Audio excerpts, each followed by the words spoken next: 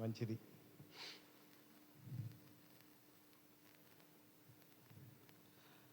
మందిరంలోకి వచ్చినప్పుడు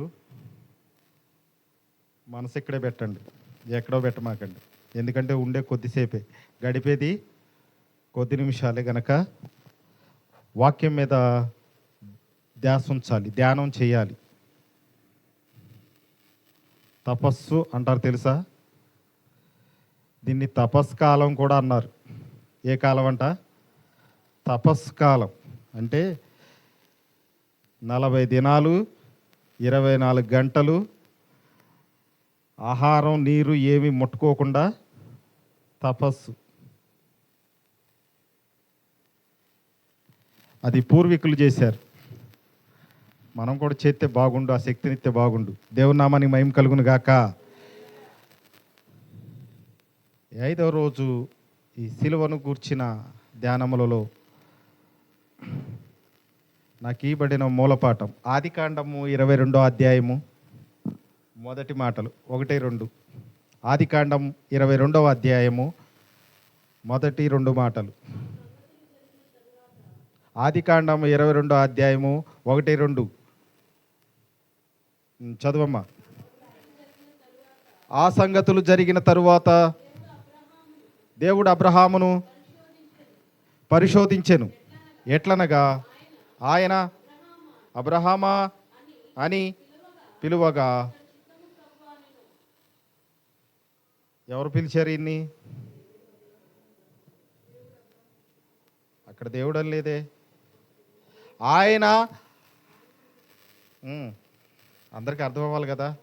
ఆయన అబ్రహామా అని పిలవగా అతడు నీవెవడివి అన్నాడా?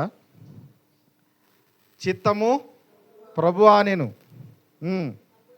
అప్పుడు అందుకు ఆయన, నీకు ఒక్కడై ఉన్న నీ కుమారుని అనగా నీవు ప్రేమించు ఇస్సాకుని తీసుకొని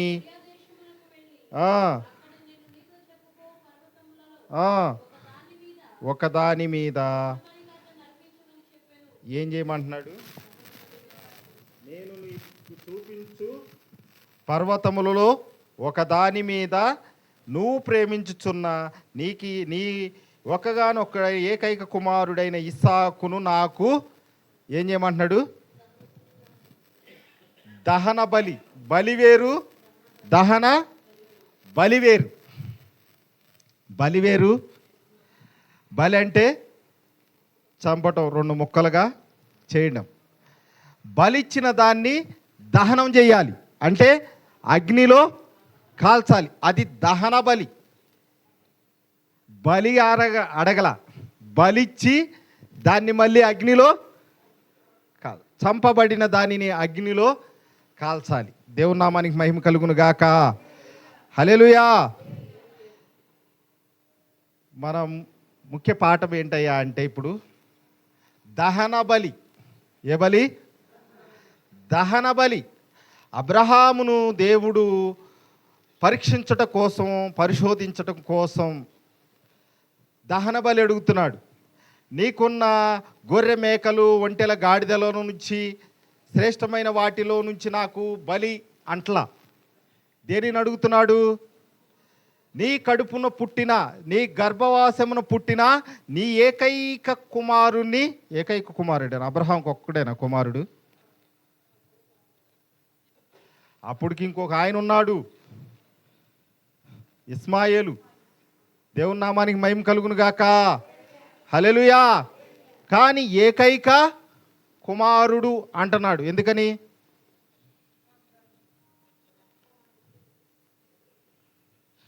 మీకు దేవుళ్ళు అనబడేవారు అనేక మంది ఉన్నను, మీ దేవుడు ఒకడే. మీకు తండ్రులు అనబడేవారు అనేక మంది ఉన్నను, మీ తండ్రి ఒక్కడే. మీకు గురువులు అనేకులు అనబడిన వారు ఉన్నను, మీ గురువు రోమపత్రికలో ఉంటుంది. దేవుని నామానికి మహిమ కలుగును గాక. హల్లెలూయా. ఇక్కడ అనేక మంది కుమారులు ఉన్నా కానీ ఒక్కడే నీ ఏకైక కుమారుడు అంటున్నాడు. ఎందుకనగా అంటే ఇస్సాకు వాగ్దాన పుత్రుడు, వాగ్దానాన్ని బట్టి పుట్టిన వాడు. అతనినే అడుగుతున్నాడు. ఈ రాత్రికాల సమయంలో ప్రియమైన దేవుని బిడ్డలారా, ఏమని అడుగుతున్నాడు అంటే దహన బలి అడుగుతున్నాడు. బలి కూడా బలిచ్చి సరిపెట్టుకో అని అంట్లా, బలిచ్చిన దానిని నీ చేతులతోనే కాలవాలి. దేవుని నామానికి మహిమ కలుగును గాక. అది బలిత్తవే గొప్ప విషయం. మళ్ళీ బలిచ్చిన దానిని కళ్ళారా చూస్తా మళ్ళీ అగ్నిలో కాల్చాలి. కాలుస్తారా? అబ్రహాము గారికి దేవునికి ఒక ఒడంబడిక జరిగింది. అక్కడ ఆ పర్వతముల మీద ఒక నిబంధన జరిగింది. అబ్రహాము ఎప్పుడైతే తన చెయ్యెత్తి కుమారుని బలించడానికి చెయ్యి లేపి కత్తి దూశాడో దేవుడు కేకేశాడు, ఆగు అన్నాడు. ఎందుకని ఆగమన్నాడు? మీరు చెప్పండి, మీ ఊహకు వదిలేస్తాను కొద్దిగా.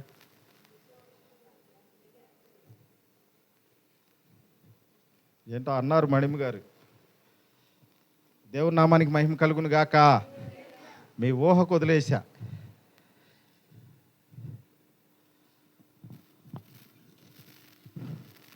మానవరీత్యా, శరీరరీత్యా, లోకరీత్యా పుట్టినవాడు నీకే అంత విశ్వాసం ఉంటే, నువ్వే ఈటకి సిద్ధపడితే మిమ్ములను సృజించినా నేనెంత త్యాగం చేయాలి?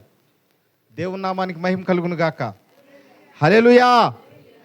ఒక ఒడంబడిక అబ్రహాము గారికిను దేవునికి ఒక ఒడంబడిక అక్కడ జరిగిందండి. ప్రియమైన దేవుని బిడ్డలారా, ఇగో చూడండి, లూకా సువార్త 1వ అధ్యాయము 50వ వాక్యం నుంచి కొన్ని మాటలు ధ్యానం చేద్దాం.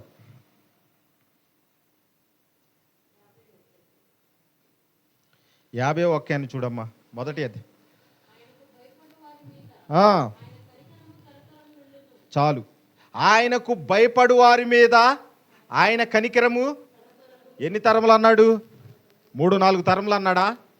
తరతరములు ఇందును బట్టి నీవు నాకు భయపడువాడు అని కనబడుచున్నది, తెలియబడుచున్నది అన్నాడు.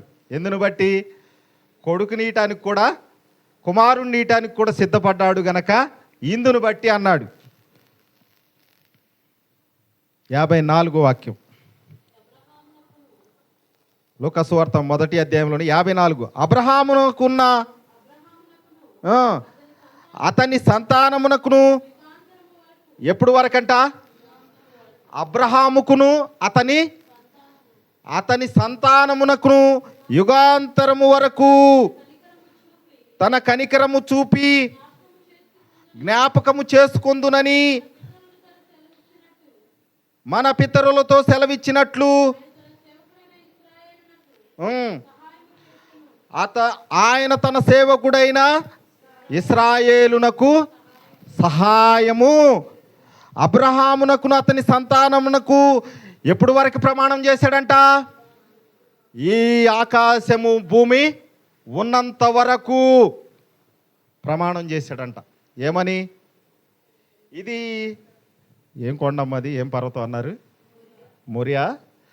మోరియా కొండ మీద జరిగిన నిబంధన ప్రమాణము. దేవుని నామానికి మహిమ కలుగును గాక. హల్లెలూయా.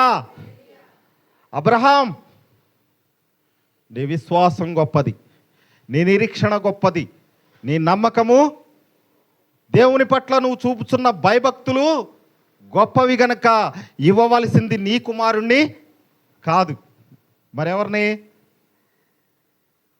మానవుడిగా పుట్టిన నువ్వే ఇయటానికి సిద్ధపడ్డావు గనక దేవుణ్ణైనా నేను ఇంకెంత చెయ్యాలి అని అబ్రహాముతో నిబంధన చేసుకున్నాడు దేవుడు. దేవుని నామానికి మహిమ కలుగును గాక.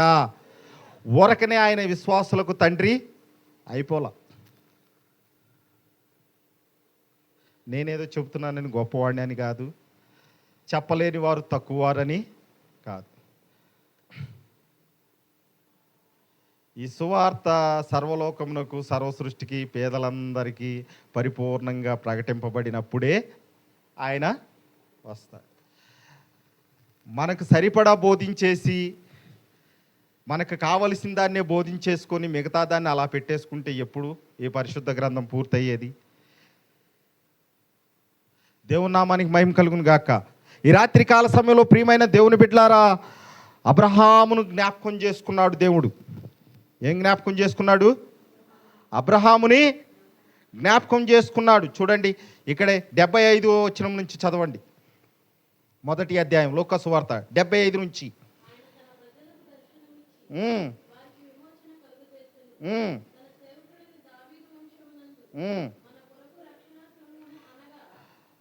ఆయన తన ప్రజలకు దర్శనమిచ్చి వారికి విమోచన కలుగజేసెను. తన సేవకుడైన దావీదు వంశము నందు మన కొరకు రక్షణ శృంగమును అనగా మన శత్రువుల నుండి మనలను ద్వేషించు వారందరి చేతి నుండి తప్పించి రక్షణ కలుగజేసెను. దీనిని గూర్చి ఆయన ఆది నుండి తన పరిశుద్ధుల ప్రవక్త నోట పలికించెను. ఆయన మన పితరులను కరుణించుటకును తన పరిశుద్ధ నిబంధనను అనగా మన తండ్రి అయిన అబ్రహాముతో తాను చేసిన ప్రమాణమును. దేవుని నామానికి మహిమ కలుగును గాక. దేన్ని జ్ఞాపకం చేసుకుంటున్నాడంట? ప్రభు అయిన యేసుక్రీస్తు వారు ఈ లోకమునికి రాట కారణం ఏంటయ్యా అంటే, అబ్రహాముతో నిబంధన ప్రమాణము చేశాడంట. నిత్య నిబంధన చేశాడు ఆయన. దేవుని నామానికి మహిమ కలుగును గాక. హల్లెలూయా. ఈ రాత్రి కాల సమయంలో ప్రియమైన దేవుని బిడ్డలారా, నేను ఉద్బోద్ఘాతంలోనే ఉన్నా, వాక్య పరిచర్యలోకి ఇంకా వెళ్ళాల. కొన్ని విషయాలు మీకు తెలియపరుస్తున్నాను అంతే. పూర్తిగా వాక్యంలోకి వెళ్ళాలంటే మీరు కూర్చోగలుగుతారో లేదో నాకు తెలియదు, కానీ ముగిచ్చేస్తాను తొందరగానే. మీ టైంలో ముగిస్తా. దేవుని టైం నా టైంలో కాదు, కానీ మీ టైంలోనే ముగిస్తా. దేవుని నామానికి మహిమ కలుగును గాక. హల్లెలూయా. అక్కడ జరిగిన సంభాషణ సంగతులన్నిటిని కూడా ఇక్కడ రాస్తూ చెబుతున్నాడు. మన పితరుడైన అబ్రహాముతో దేవుడు చేసిన ప్రమాణమును ఆయన జ్ఞాపకం చేసుకొని దావీదు వంశమందు మన కొరకు రక్షకుణ్ణి పుట్టించి ఉన్నాడు. విమోచకుణ్ణి మన కొరకు పంపి ఉన్నాడు. దేవుని నామానికి మహిమ కలుగును గాక. హల్లెలూయా.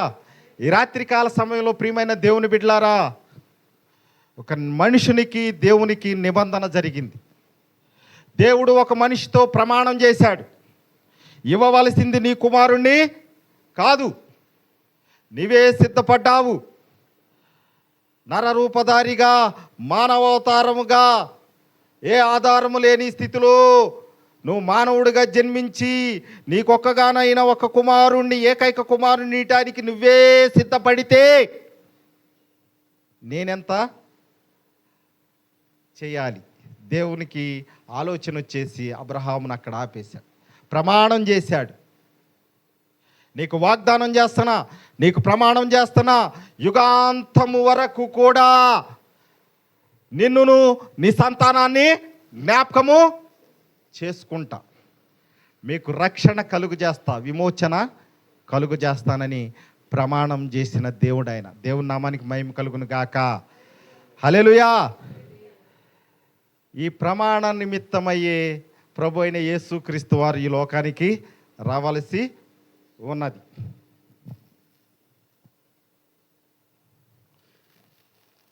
సర్వ పాప పరిహారార్థో రక్త ప్రోక్షణ మమస్య తదరక్తం పరమాత్మేన పుణ్యదాన బలియాగం. ఈడేదో శ్లోకం చదువుతున్నాడు, లేనిపోయిన గోల మాకు ఎందుకంటారా? వాళ్ళు వేదాలలో రాసుకున్నారు, సర్వమానవాళి పాప పరిహారార్థ కోసమై రక్తం చిందింపబడాలి, తదరక్తం పరమాత్ముడై ఉండాలి. అనగా పరలోకము నుండి దిగి వచ్చే వ్యక్తి అయి ఉండాలి. అతడు పుణ్యాత్ముడై ఉండాలి. ఏ పాపము, కళంకము, దోషము, మచ్చ, డాగు లేని నిష్కళంకుడై ఉండాలి. దేవుని నామానికి మహిమ కలుగును గాక. ఇది అబ్రహాముతో నిబంధన ప్రమాణం. దీనిని జ్ఞాపకం చేసుకున్నాడు గనక ఇదిగో ఎక్కడ ఎవరిని కొట్టివేసి తీసివేయటానికి వీలు లేదు. వాళ్ళకి ఇవ్వబడిన జ్ఞానం చొప్పున వాళ్ళు వేదాలలో రాసుకున్నారు, కానీ ఆచరించట్లేదు. మనం అన్నీ ఎరిగి తెలుసుకుంటున్నాము కానీ మనము పాటించట్లేదు. విని విని విడిచిపెట్టేస్తున్నాం. ఈ రాత్రికాల సమయంలో ప్రియమైన దేవుని బిడ్డలారా, పరమాత్ముడే రావాలి. అతడు పుణ్యాత్ముడై ఉండాలి, ఏ పాపం లేనివాడై ఉండాలి, ఏ దోషం లేనివాడు ఉన్నాడు, ఈ లోకము నుంచి ప్రత్యేకింపబడిన వాడై ఉండాలి. అప్పుడు ఎలాగ రావాలి? ఆయన డైరెక్ట్గా దిగి వచ్చేయాలి. డైరెక్ట్గా దిగి వస్తే ఏమంటాడు? దేవుని కుమారుడు దిగి పరలోకము నుండి భూమి మీదకి వచ్చేసాడు అంటారు. కాదు కాదు. అబ్రహాము ఎలాగైతే తన గర్భమును పుట్టిన కుమారుణ్ణి ఈటకి సిద్ధపడ్డాడో, అలాగే తండ్రి అయిన దేవుడు కూడా తన కుమారుణ్ణి మనిషి రూపంగానే బలివ్వాలి. దేవుని నామానికి మహిమ కలుగును గాక. హల్లెలూయా. చిన్న విషయం చూపెడతా. ఉదాహరణకి ఏబు గ్రంథం 14వ అధ్యాయము కింద ఉంటుంది చూడండి. పాపరహితుడులో నుండి పాపసహితుడు పుట్టిన, పాపసహితుడిలో నుండి పాపరహితుడు పుట్టగలిగిన ఎంత? పాపభరితమైన పాపాత్ముడులో నుండి పాపము లేనివాడు పుట్టగలిగిన ఎంత పుట్టాడు ఆయన. దేవుని నామానికి మహిమ కలుగును గాక. మానవరీత్యా జన్మత కర్మత మనమందరము కూడా పాపం చేసిన వారమే. తల్లి గర్భం నుండి నేను పాపంలోనే పుట్టానయ్యా అన్నాడు దావీదు మహారాజు. తల్లి గర్భంలో నుండి నేను పాపంతోనే పుట్టినవాడను, నేను పరిశుద్ధుడను. ఇక్కడ చదవబడిన వాక్యం ఏంటంటే పాప సహితుడా, పాప సహితుడులో నుండి అంటే పాపము కలిగిన వ్యక్తిలో నుండి పాపము లేనివాడు పుట్టగలిగిన ఎంత? డైరెక్ట్గా దిగొచ్చేస్తే ఇంకా గొప్పతనం ఏముంది? దేవుళ్ళు అనబడిన వారు అనేక మంది ఉన్నారు. 3 కోటి దేవతలు ఒక టైర్. 3 కోట్ల మంది దేవతలు ఉన్నా కానీ దేవుడు ఒక్కడే, ఆయన పరిశుద్ధుడు. తద్రక్తం పరమాత్మేన పుణ్యదాన బలియాగమని శ్లోకం చెబుతున్నారు. ఋగ్వేదానుసారముగా వారు శ్లోకం రాసుకున్నారు. వాళ్ళు ఉపనిషత్తులో రాసుకున్నారు. వాళ్ళు ఋగ్వేదములో. దేవుని నామానికి మహిమ కలుగును గాక. హల్లెలూయా. ఆ రక్తం చిందించేవాడు పరమాత్ముడై ఉండాలి. ఆ పరమాత్ముడు పుణ్యాత్ముడై ఉండాలి. ఏ పాపం అంటని వాడిగా ఉండాలి. మానవులోనే జన్మించాలి, మానవ రీతిగానే పుట్టాలి. తల్లి గర్భమున పిండముగా దాల్చి భూమి మీదకి శిశువుగా రావాలి. అందుకనే మన ప్రవక్తలు 100 సంవత్సరాల క్రితమే రాసుకున్నారు. కన్యక గర్భవతి అయి కుమారుని కనును. దేవుని నామానికి మహిమ కలుగును గాక. హల్లెలూయా. ఈ రాత్రి కాల సమయంలో ప్రియమైన దేవుని బిడ్డలారా, నిబంధన ఇది. అబ్రహాముతో దేవుడు చేసిన ఏ కొండ మీద? మొరియా కొండ మీద నిబంధన చేస్తే ఆ నిబంధన ప్రభు అయిన యేసుక్రీస్తు వారు కల్వరి కొండ మీద నెరవేర్చాడు. దేవుని నామానికి మహిమ కలుగును గాక. హల్లెలూయా. ఏం చేశాడు ఈయన? ఎక్కడ నెరవేర్చాడు? కల్వరి కొండ మీద నెరవేర్చి ఉన్నాడు.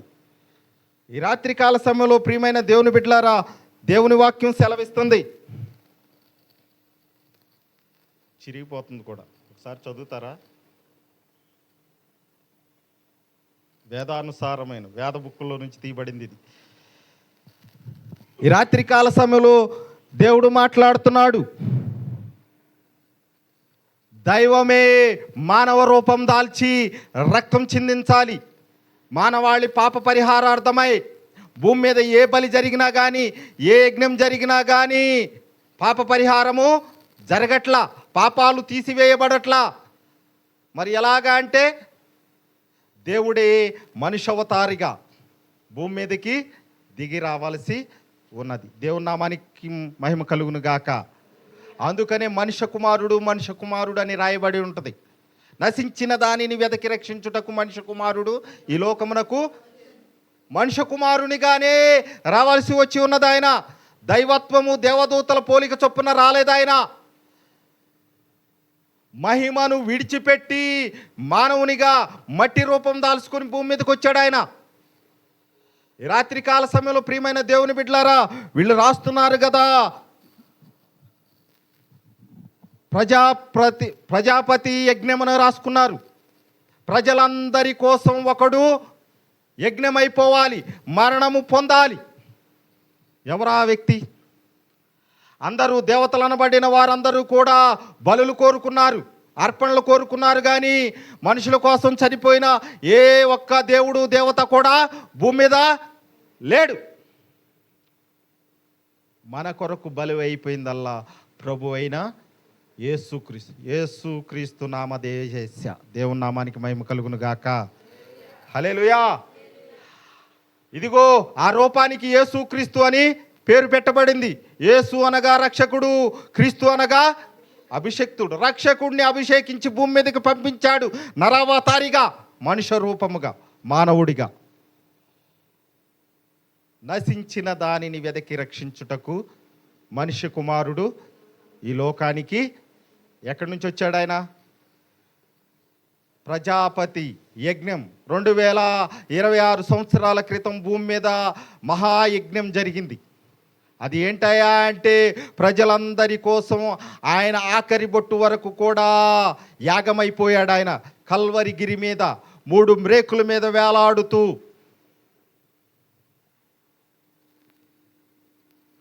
త్రిదోన బద్ధతే వృషభో రోరతి అని రాయబడి ఉంది. అనగా ఒక మ్రాను మీద, త్రిదోను బద్ధతే అంటే 3 మ్రేకుల మీద, ఒక మ్రాను మీద పశువులా వేలాడదీయబడ్డాడంట ఒక వ్యక్తి.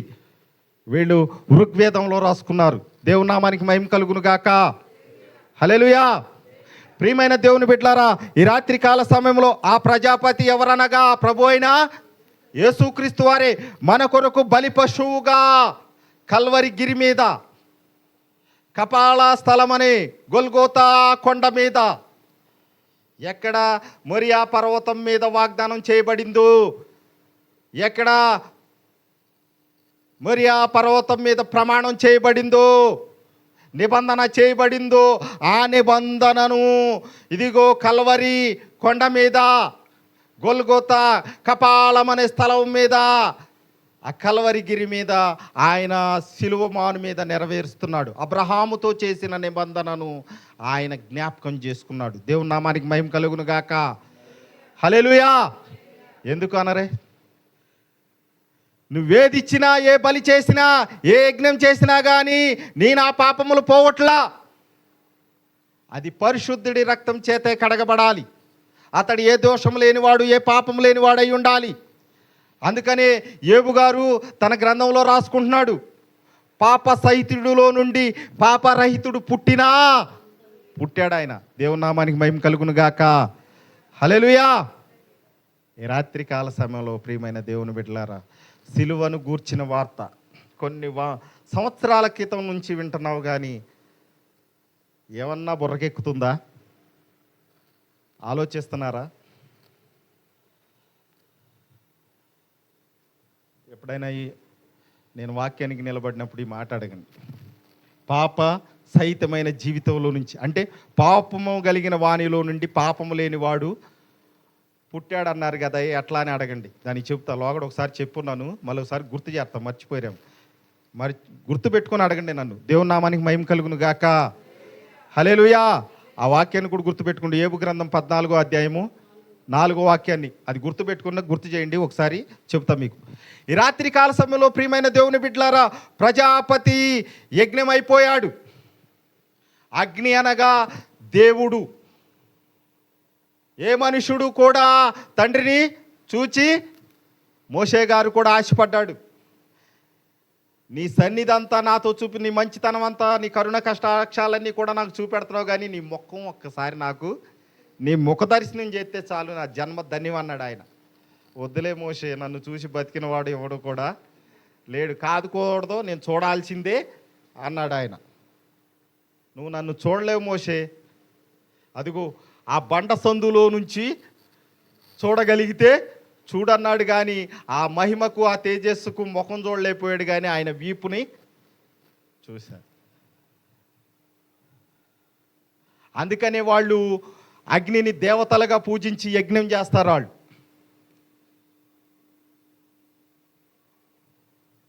పాలతోనూ నెయ్యితోనూ వెన్నతోనూ శుద్ధమైన పరిమళ ద్రవ్యములతోనూ సుగంధ ద్రవ్యములతోనూ గంధపు చెక్కలతోనూ ఇంకా అనేక రీతిలుగా వాళ్ళు యజ్ఞాన్ని జరిపిస్తాడు. అగ్ని ఆహుతి చేస్తారు. ఎందుకనగా అంటే దేవతలు అగ్ని రూపేణ అని వాళ్ళకి నమ్మకం. దేవుని నామానికి మహిమ కలుగును గాక. మోషే గారికి కూడా దేవుడు పొదలో అగ్నితోనే మాట్లాడాడు. దేవుని నామానికి మహిమ కలుగును గాక. ఈ రాత్రి కాల సమయంలో ప్రియమైన దేవుని బిడ్డలారా, అలాంటి ఏం నమ్మట్లేదా? కర్మేలు కొండ మీద ఏలియా గారికి ఆగేసినప్పుడు కూడా దిగి వచ్చింది ఆయనే. తడిసిపోయిన ఆ దహన బలిని కాల్చి బూడిద చేసింది ఆ అగ్నే. ఆ అగ్నికే ఆహుతైపోయాడు.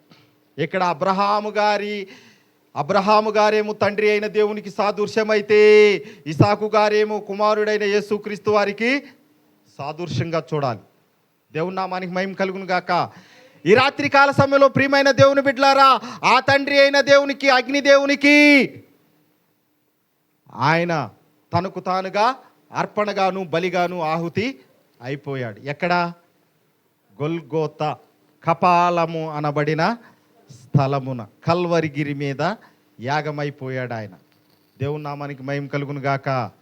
ఈ సృష్టి యావత్తు కూడా ఆ బలిని చూడలేకపోయింది. ఆకాశం చీకటి కమ్మింది, సముద్రము తన దిశను మార్చుకుంది, గాలి నేను తట్టుకోలేనంది, భూమి బద్దలైపోయింది. అక్కడ ఉన్న రాళ్ళు కూడా అరిసిని అంట. ఈ ఘోరాన్ని మేము చూడలేము అని. దేవుని నామానికి మహిమ కలుగును గాక. హల్లెలూయా. ఈ రాత్రి కాల సమయంలో ప్రియమైన దేవుని బిడ్డలారా, ప్రజాపతి యజ్ఞమైపోయాడు. ఇదిగో లోక పాపములను మోసుకొని పోవు దేవుని గొర్రెపిల్ల అని రాయబడింది. వారైతే ప్రజాపతి అని రాసుకున్నారు.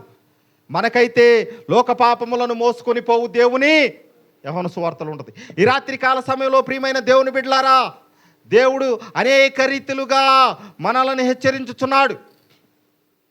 ఇది పరిశుద్ధుని రక్తము, ఏ పాపము లేనిది.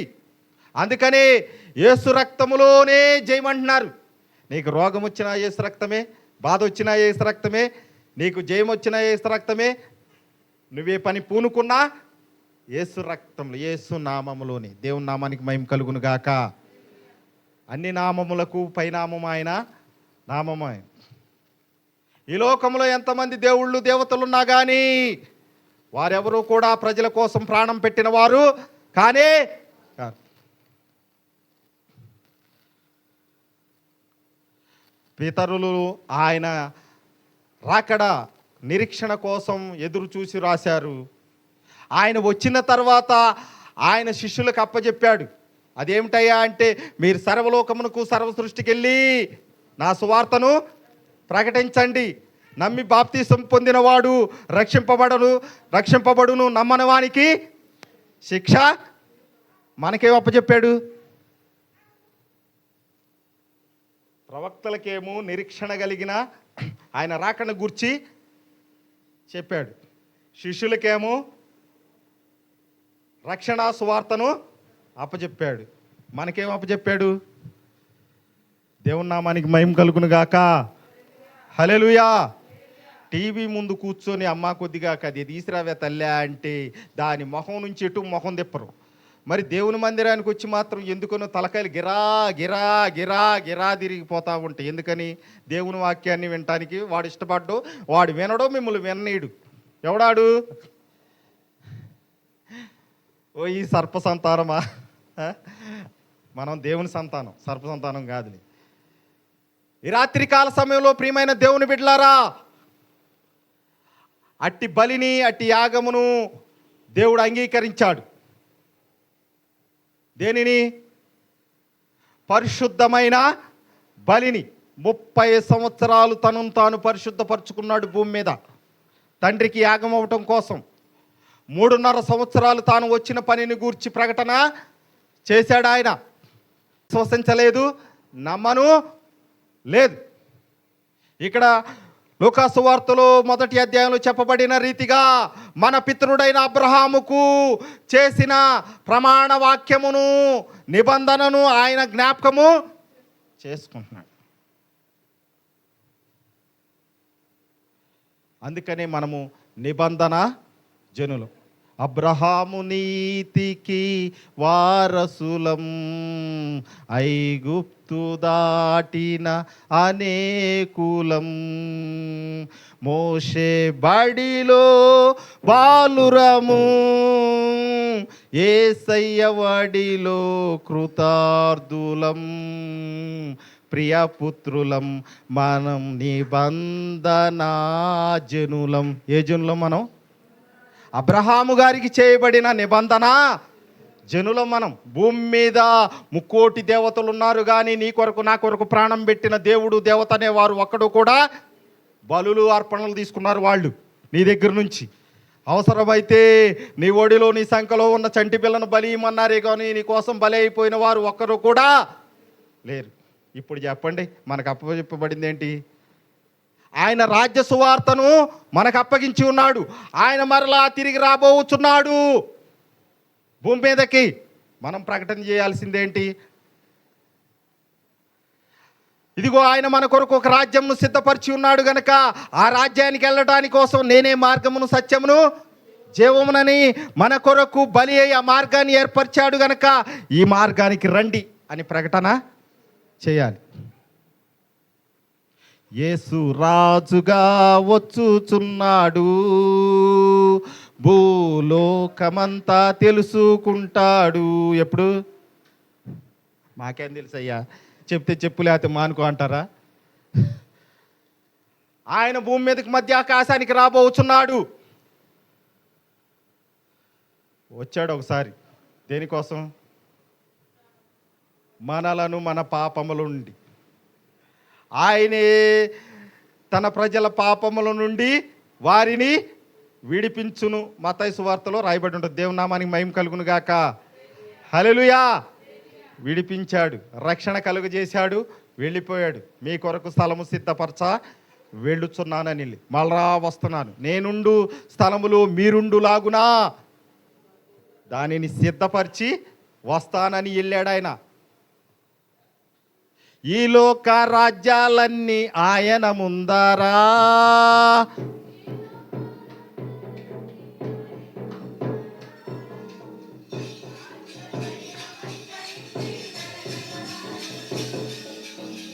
ఈ లోక దేవతలన్నీ ఆయన ముందరా, ఈ లోక దేవతలన్నీ ఆయన ముందరా, సాగిలపడి నమస్కరించి గడగడలాడును, సాగిలపడి నమస్కరించి గడగడలాడును.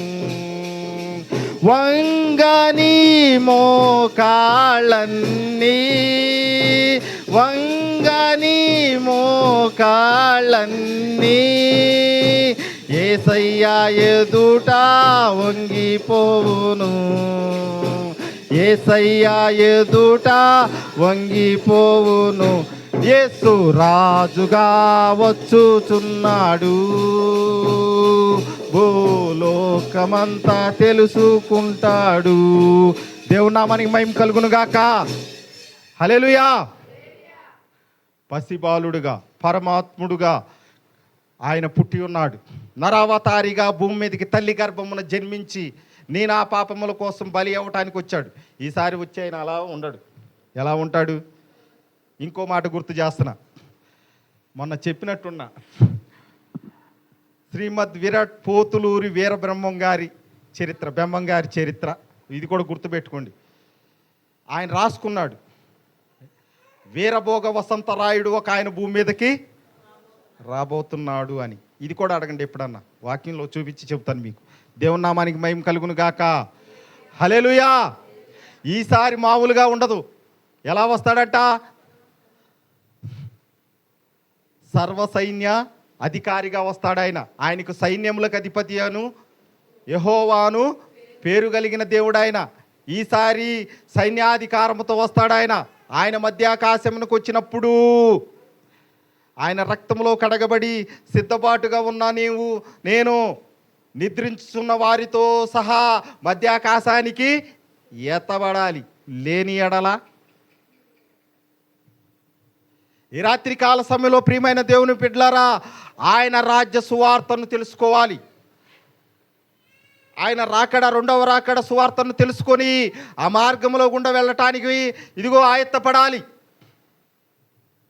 2021 సంవత్సరం 26 సంవత్సరాలకు ముందు భూమి మీద మహాయజ్ఞం జరిగింది. ఋషులు మునులు తపస్సులు చేసి ఆచరించి జరిగించిన యజ్ఞం కాదది. సాక్షాత్తు ఈ సృష్టికర్త భూమి మీదకి దిగి వచ్చి నేను ఆ పాపముల నిమిత్తం బలియాగమైపోయాడు. దేవుని నామానికి మహిమ కలుగును గాక. హల్లెలూయా. ఏం నమ్మట్లేదా? నమ్మశక్యం కావట్లేదా? యోహాను సువార్త 17వ అధ్యాయం 4వ వాక్యం ముగిచ్చేసుకుందాం.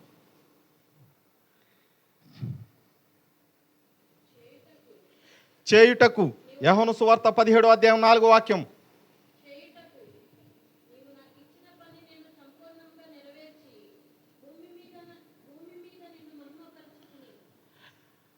చేయుటకు నీవు నాకు ఇచ్చిన పనిని సంపూర్ణముగా నెరవేర్చి భూమి మీద. ఎవరు చెబుతున్నారు ఈ మాటలు? సరే, పైనుంచి చదవండి కొద్దిగా. యేసు ఈ మాటలు చెప్పి ఆకాశము వైపు కన్నులెత్తి ఇట్లా నేను, తండ్రి, నా గడియ వచ్చి ఉన్నది.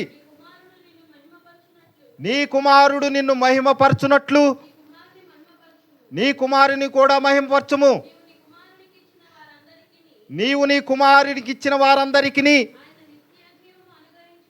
ఆయన నిత్య జీవము అనుగ్రహించున్నట్లు సర్వ శరీరుల మీదను ఆయనకు అధికారము ఇచ్చితివి. అద్వితీయ సత్యదేవుడైన నువ్వు పంపిన యేసుక్రీస్తును ఎరుగుటయే. ఎవరిని ఎరుగుటయే?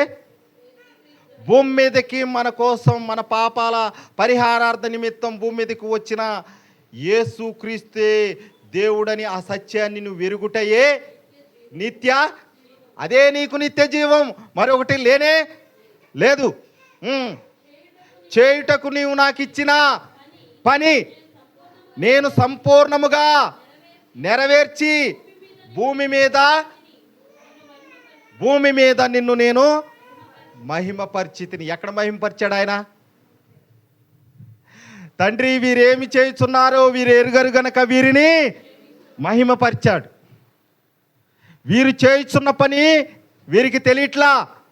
భూమి మీద నువ్వు నాకు ఇచ్చిన పనిని అంతటిని కూడా సంపూర్ణంగా చేశాను గనక జ్ఞాపకం చేసుకోను. ఆయన నిన్ను మహిమపరుస్తున్నాను.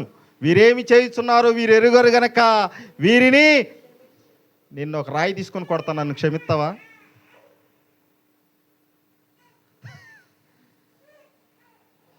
ఇప్పుడు దాకా ఆడు వాకింగ్ చెప్పాడు, నోరు తెరుచుకొని బౌండరీ కప్పెళ్ళి ఆడు నన్ను రాయితో కొడతాడా? ఎంత కోపం వచ్చేద్దో తెలుసా? భూమి మీద నువ్వు నాకు ఇచ్చిన పనిని తండ్రి నేను సంపూర్ణంగా నెరవేర్చాను. భూమి మీద నిన్ను మహింపరిచాను. దేవుని నామానికి మహిమ కలుగును గాక. నా ఇష్టము నెరవేర్చుకున్నటకు నేను భూమి మీదకి రాలేదు, కానీ నన్ను పంపిన వాని చిత్తము నెరవేర్చుటకే పరలోకము నుండి నేను దిగి వచ్చి ఉన్నాను. నా కొరకై వెలకట్టిన బంగారమా, నాకు బదులు మరణించిన సుందర రూపీ, క్రయధనమును చెల్లించిన కరుణామృత, రక్త ప్రోక్షణము చేసిన రక్షకుడేసు, నా కొరకై వెలకట్టిన బంగారమా, నాకు బదులు మరణించిన సుందర రూపీ, క్రయధనమును చెల్లించిన కరుణామృత, రక్త ప్రోక్షణము చేసిన రక్షకుడేసు. కృపచాలయా కృపచాలయా కృపచాలయా నీ కృపచాలయా కృపచాలయా కృపచాలయా కృపచాలయా నీ కృపచాలయా నా కొరకై వెలకట్టిన బంగారమా నాకు బదులు మరణించిన సుందర రూపీ సిలువపై విజ్ఞాపన నాకై చేసి లోక పాపముకై క్షమాభిక్ష పెట్టి సిలువపై విజ్ఞాపన నాకై చేసి లోక పాపముకై క్షమాభిక్ష పెట్టి ఆత్మల దాహముతో ఆక్రోశించి నీ పుత్రునిగా నన్ను అభిషేకించి ఆత్మల దాహముతో ఆక్రోశించి నీ పుత్రునిగా నన్ను అభిషేకించి కృపచాలయా కృపచాలయా కృపచాలయా నీ కృపచాలయా. దేవుని పరిశుద్ధ నామమునకు మహిమ కలుగును గాక. ఈ రాత్రి కాల సమయం ఈ శిలువ ధ్యానములో దేవుడు 5వ రాత్రి మనతో మాట్లాడి ఉన్నాడు. అబ్రహాముతో చేసిన మన పితరుడైన, మనము విశ్వాసులకు తండ్రి అని చెప్పుకొనుచున్న మన పితరుడైన అబ్రహాముతో చేసిన నిత్య నిబంధనను దేవుడు జ్ఞాపకం చేసుకొని ఆయన నా పాపములను తీసివేయటానికి ఇదిగో మానవ అవతారముగా తల్లి గర్భములో నుండి ఇదిగో మానవ అవతారముగా పుట్టి నశించిన దానిని వెదకి రక్షించుటకు మనిషి కుమారుడుగా భూమి మీదకి వచ్చి మన కొరకు కల్వరిగిరిలో సిలువమాను మీద 3 బ్రేకుల మీద వేలాడి తన రక్తాన్నంతా కార్చి మనలను పరిశుద్ధపరిచి ఇదిగో నిత్య జీవానికి వారసులు చేయటానికి తండ్రి యొద్దకు తీసుకెళ్ళటానికై యాగమైపోయిన దేవుడు ఆయన. ఆ కృపలో దేవుడు మనందరినీ జ్ఞాపకం చేసుకొనును గాక. ఈ కొద్ది మాటలు దేవుడు మన వినికిలో దీవించి ఆశీర్వదించును గాక. ప్రార్థన చేసుకుందాం.